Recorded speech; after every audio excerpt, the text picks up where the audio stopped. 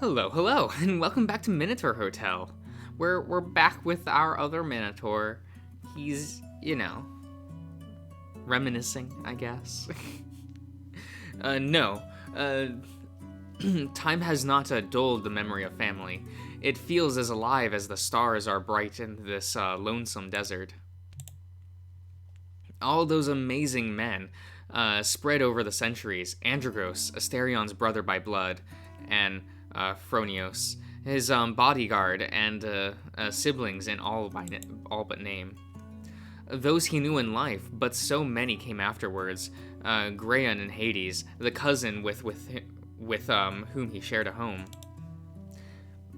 And centuries later, the strings of masters who allowed the Minotaur to build this hotel. Those great men of old, all of them aged like fine wine in Asterion's memory. Hadn't he worshipped the ground they walked on? And yet, few were even kind, few were still called the hybrid a friend.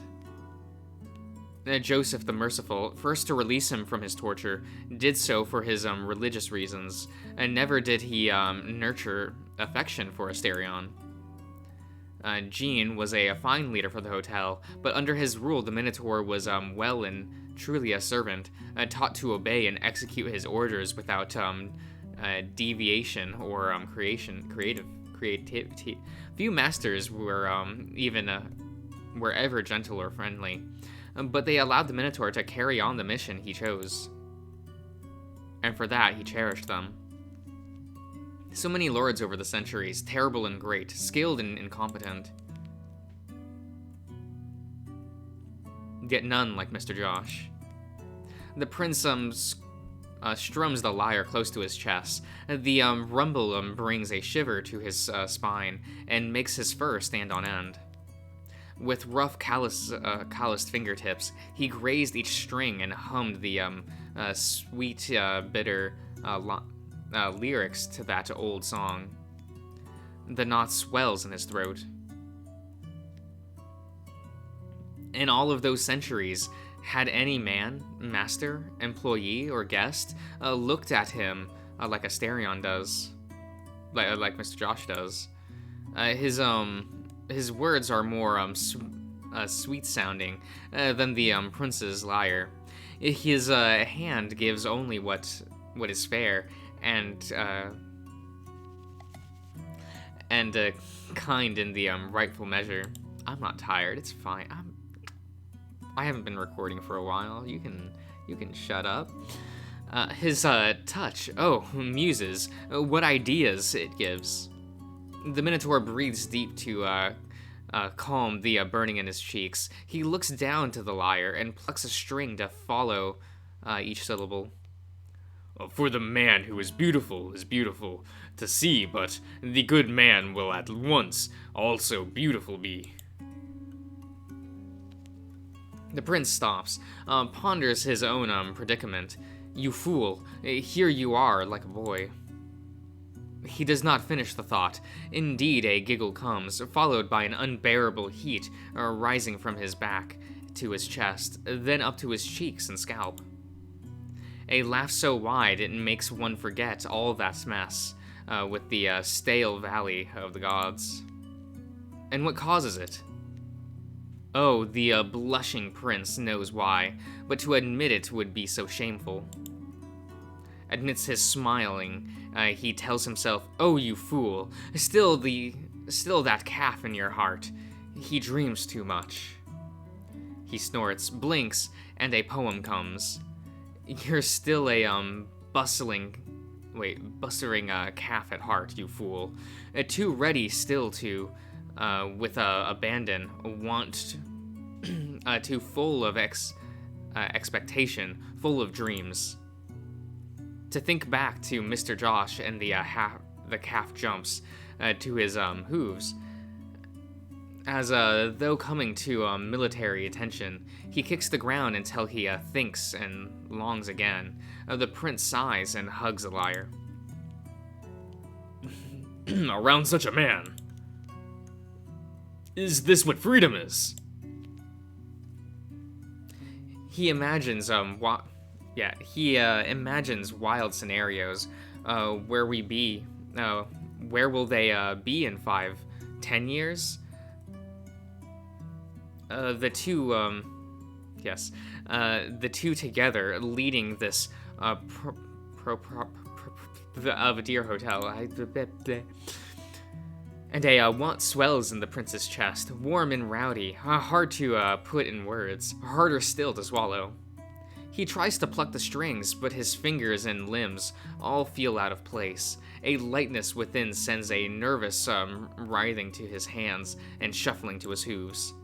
Opening his mouth only leads to unfinished sentences as hummingbirds tickle the back of his head. All words fail, and why? It's embarrassment, he knows, and the reason is clear too, but he pretends to look away from it, to spare his cheeks from redness. Amidst all the turmoil, there is one rock to which he latches. The closeness harbor to what he really desires. He thinks back to that velvety night, and just before playing his lyre in the lobby, in the lounge, yes, and the hug they shared. Just the memory of it drops his shoulders and slows his breath. The man's grasp at the small of his back, squeezing, and the warmth of his breathing mingle together. It stirs things in him, desires and words. So much the Minotaur finds himself praying a new chant. I want. He strums his lyre, and for the briefest moment he thinks with a mind unclouded. All of his long existence is laid bare. I want. If a gadfly buzzes at the back of his mind, it is quickly driven away, or at least it no longer drives him away in a frenzy. There is an anchor now, and more to life than a gladfly's. The shallowness of breath, as if to breathe is forgotten in a fog. Faku persists, however, for the first time in a long time. The bull feels he can see a way out of such mires of thoughts and unthoughts. He was once afraid of Mr. Josh, wasn't he? It feels like so long ago that he opened the door to the cold room. Wasn't he suspicious of this new master's desires and of mankind's unsightly wants? But all of it feels absurd now. Didn't Mr. Josh tend to the weakened Minotaur and bless him with the laurel wreath? And that night when they were out and went out to stargaze, what ideas the man instills in him? To think he, Asterion, would ever be amazing, let alone worthy of wanting. By the 12, his cheeks so flushed to burned. Mr. Josh's gentleness was much like that of the Androgos and Phronios. The Minotaur should have known earlier to trust him.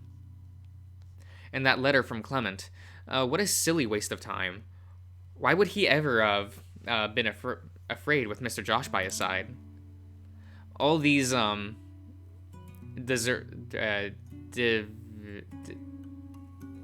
diversions buzzing at the back of his mind, the Minotaur swats them away.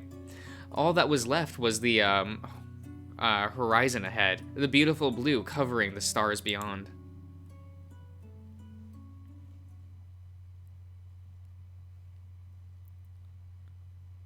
A pillar starlight fades, dims, and then hides behind the brighter shining chariot of Helios. So too do the Minotaur's thoughts recede back into his mind's depths with the lazy arrival of morning. Those thoughts, so sweet as he indulged in them under the cover of darkness, are far too decadent for the light of day. Duty and propriety, the uniform and sash of his office are drawn back around his naked wants. But much like the stars behind the sun's light, and much like the nudity under the clothing he's picked up from the day, his reveries linger in what shadows can find. And they cling to his leg like uh, shy children as he returned to the master's apartment. They peer at him from around the corner of the hallway and over the banister of the stairwell. They hang from the with wide shoulders, and the tickle of their whispering into his ears stokes the heat in his cheeks and in his belly. He wants to share that want, improper as it may be. But Mr. Josh told Asterion what feels like countless lifetimes ago to the deathless bulb, that he could speak freely to his lord whenever he wanted, and the master's word is law, is it not? Humming a quiet tune, the sound made light and sweet by the curve of his smile, the Minotaur goes to greet that beautiful man who holds Asterion's mind in the palm of his hand. Yes. Both woeful gladless tragedy strikes. The sweet-sounding honeyed tongue, lord, is not yet up. What can a most bovine friend do? He sits on the couch and waits, expecting to hear footsteps that do not come. Tails swishing to and fro, while hooves threaten to scrape the wooden floor. Without thinking, he chews on nothing at all, searching for words he knows not what to use for. Time ticks away, and what an unbearable torture it is. Decades in the cold room did not bring this stirring to his limb. He decides to keep himself busy, tidies the couch, dusts the dining table, washes dishes, cleans the kitchen, brews coffee, cooks breakfast, dirties the kitchen and dishes, cleans up again. And still the master sleeps. In his selfishness, the Cretan prince does not care if the food goes cold. All he wishes is for... He pretends he cannot put it into words, and the thought fades as stray chores pop up all over the place. Half a dozen droplets run down his brow by the time he's done, while his back is streaked by streams of sweat. Heat outside, disquiet inside, agitation all over. The Minotaur cannot let himself stop, and he takes a final look around. And is caught off guard, and is unforgivably naked by a small mirror on the wall. The split second when a man is made witness to his own body, the thickness of his neck, the wetness of his eyes, the pink of his snout.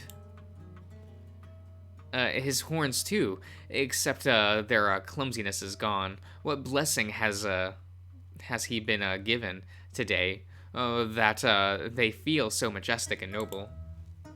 O little star, we hoped and prayed the gods made you strong, as the sea is deep, so that you could live to witness a moment like this. With both hands, the prince takes hold of the horns, tugs, and how easy it is, guiding the mind of his to fine pastures where sweet fruit are plentiful. Then his sight is pulled to something just as noble, but less polished by far. His face and all its fur, messy from the rooftop's wind and made wet by his own sweat. He stretches his cheeks, which does nothing to tidy the fur going every which way.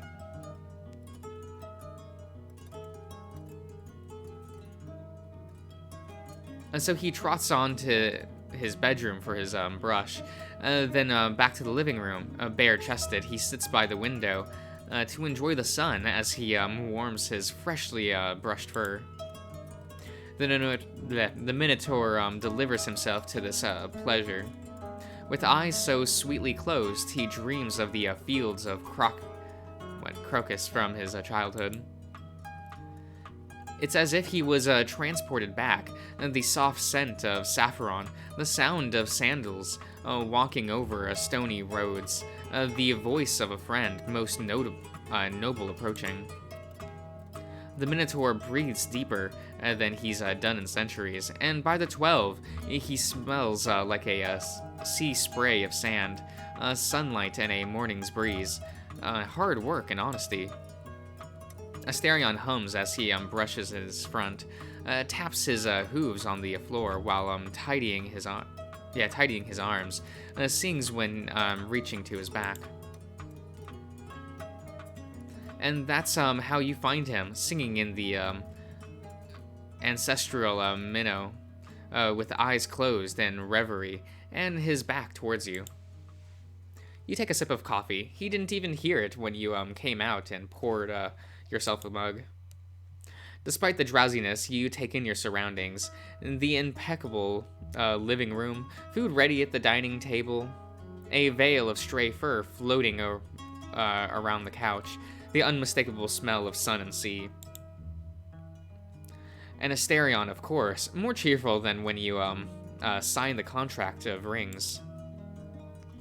Another sip of coffee. You gather words for a compliment, or perhaps a piece of witty commentary, but all that comes out is a half-asleep grunt.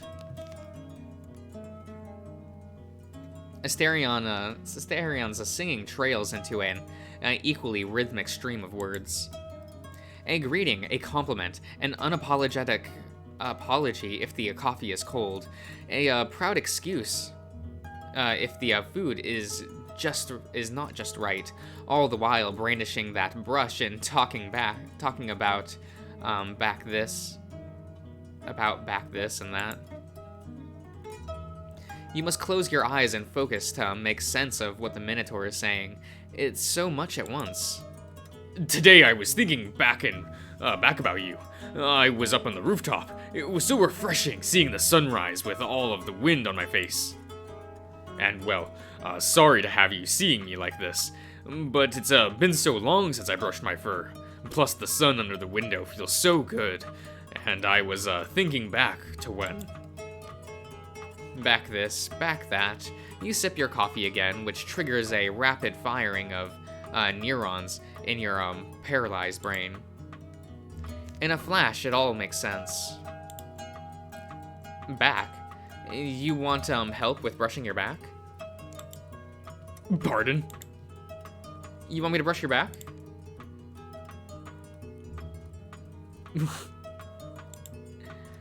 He's holding the brush out towards you, a hand limp and half extended. His only reaction when you collect it is to follow your every movement with wide awake eyes. Your eyes lock for a second or 5. You move to walk around the sofa, but he turns his back to you, so you don't have to. Okay. Brushing his fur over the couch, however, is awkward, so you walk around and sit behind him, and he awkwardly twists his back to make it accessible.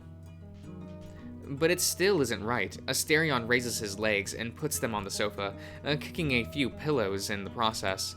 He readjusts to give you complete access. Okay. You lay a hand on his shoulder. His fur is short but shedding, and beneath it there's a fine layer of fat padding him. Deeper still, there's firm, hard-working muscles. You stroke down his spine to feel out his fur, smooth, and it shines when sunlight strikes it just right. It smells of salt water and seaweed. The Minotaur's tail swishes between your legs. You readjust to give it space, but then scoot an inch closer so you can brush. Meanwhile, Asterion straightens his back, and then he hunches over, straightens and arches it again, and settles on hunching at last. He looks back at you, eyes wanting something, and you start.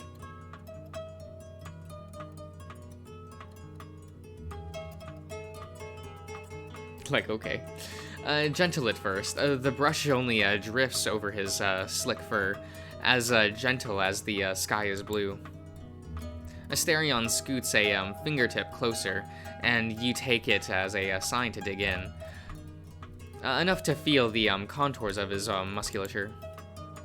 Neck like a sturdy column of granite. Traps like a pair of laurel wreaths crowning his shoulders. Lats like an eagle's wing, all drawn taut, like a bow about to release an arrow.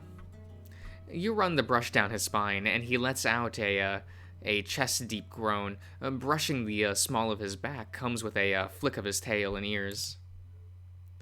Again and again it goes, as many times as necessary to shed all the ancient fur.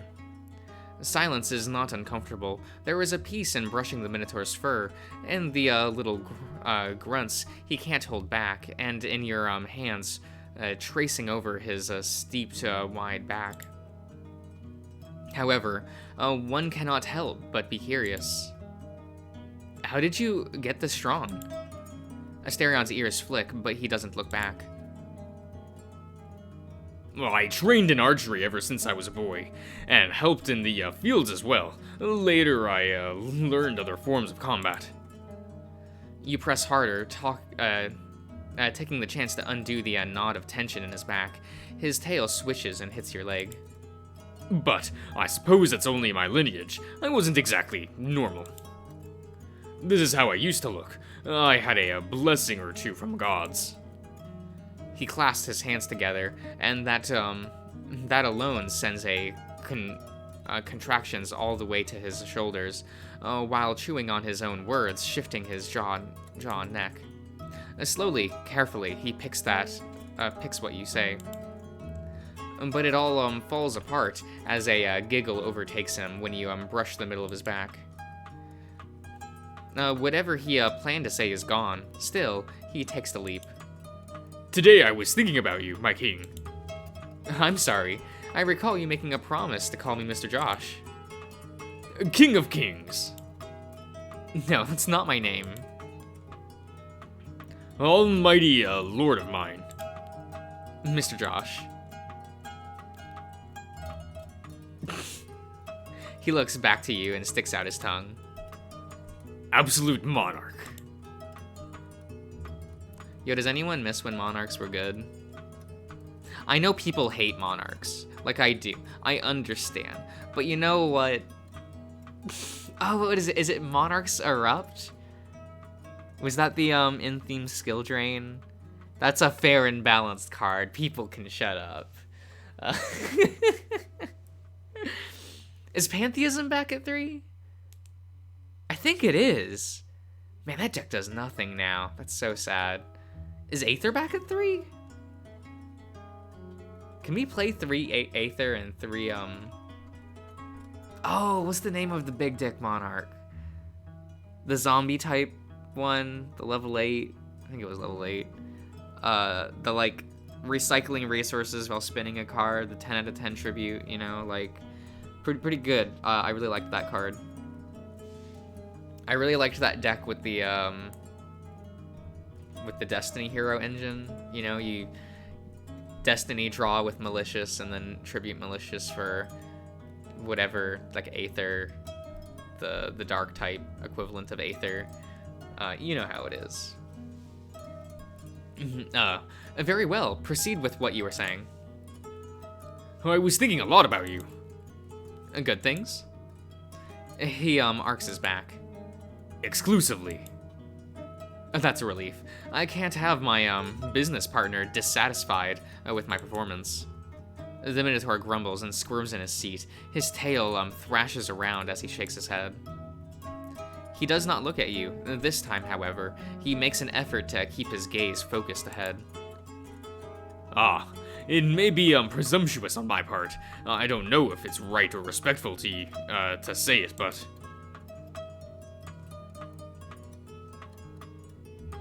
would you believe me if I said that you are shaping up to be the finest master the hotel has ever seen? Before you can say a word, he cuts you off. Forgive me, not one of the finest of them. All you will be, I hope. Oh, I'm that good, huh? In just a few weeks, I'm already ahead of gentlemen like Jean. Asterion scratches his cheeks with both hands, just as a redness comes up to his ears. Jean was a fine man, but you are made of something else entirely. The hairs on the base of his neck, fine, delicate even, all stand on end. Like metal and marble. That's how different the two of you are. And what exactly makes us different? Asterion looks back at you, eyes wet and reflecting sunlight. He breathes in, just a tad agitated, too deep, too quickly. He hugs his own legs, then sighs as he looks away. No answer comes, but a dozen brushstrokes later, he speaks again. No, this is not what I was thinking earlier. It was something else entirely. I don't think I've been fair with you. You treated me with kindness unlike anything I've... And yet, I was afraid of you. But not because of anything you did or said. It was all due to what I'd been through. You remind me of the finest man I've known. But you, what you've done and how you act, you are unique among them. You will be the finest master this realm has ever seen. But what I was thinking today was how blessed I am to know you. And should I call you my friend? Doubt threatens to capture me. It whispers things to me. But your words and actions are clearer and more absolute than anything in this realm, and I would be a fool to deny this affection I feel for you. I must call you my friend, for it is true and I know you feel the same towards me. You will be the greatest lord this realm has ever seen, but beyond that, by far, you will be my favorite. My friend and my business partner. However, you raise me into an equal, but this one time I ask that you take my gratitude as the hotel's keeper. If you are to believe the Romans, there are many kinds of love. That of a parent for their child, and vice versa, of God for mankind, of a pair of loving darlings.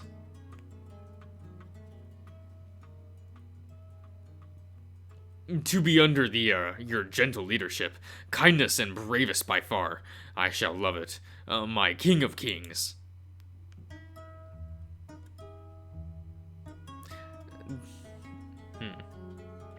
There isn't anything you can say in response to that, and so, as you finish brushing your friend and business partner, you say nothing. Instead, you set the brush aside and hug the Minotaur from behind. Your hands go to his front and meet over his navel. He lays it over your own, rough fingers grazing yours, almost entwining. Your stomach supports the small of his back, but the fit is not quite perfect. He arches his back, you beneath in deep, yet there is an aching gap between you. Your breathing grazes his spine. His comes as a shaking snort. Your scents mix together so much that both are left with hints of the other. Your voice mingle as well. Neither sobbing nor laughter, only an involuntary groan, slipping out in a crest moment. careless. What am I? Well, a moment when two men become something else.